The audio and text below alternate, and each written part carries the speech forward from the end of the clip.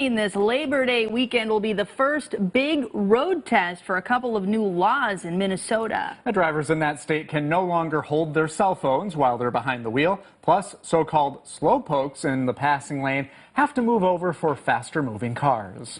KELOLAND's Perry Groten was on the interstate today to see if drivers are complying.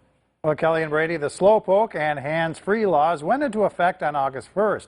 Troopers with the Minnesota State Patrol will be busy this weekend making sure drivers are moving over and putting down their phones.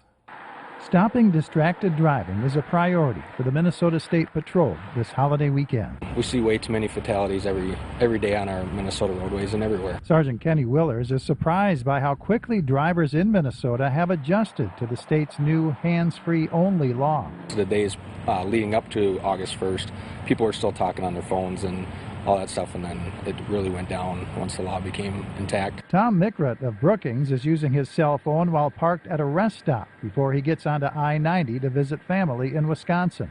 He thinks Minnesota's new law is too restrictive. As far as for texting and driving, that's absolutely a great law, but when it comes to the if you can't even put your phone to your ear, that sounds pretty terrible, because I mean, some of us don't have Bluetooth devices. Sergeant Willers has so far only issued 2 tickets for cell phone violations.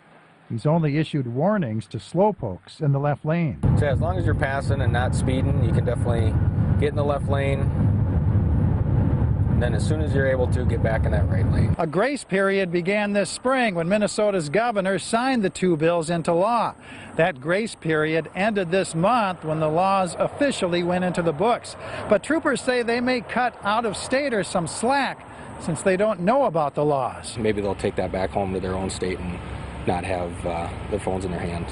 When it comes to Minnesota's new traffic laws, it's not about writing more tickets. It's about saving more lives. And so we're just hoping that's one of the things that we can help reduce those fatalities. Now, Willers says the Minnesota DOT will soon install a sign along Interstate 90 at the South Dakota border to inform drivers about the state's hands-free law.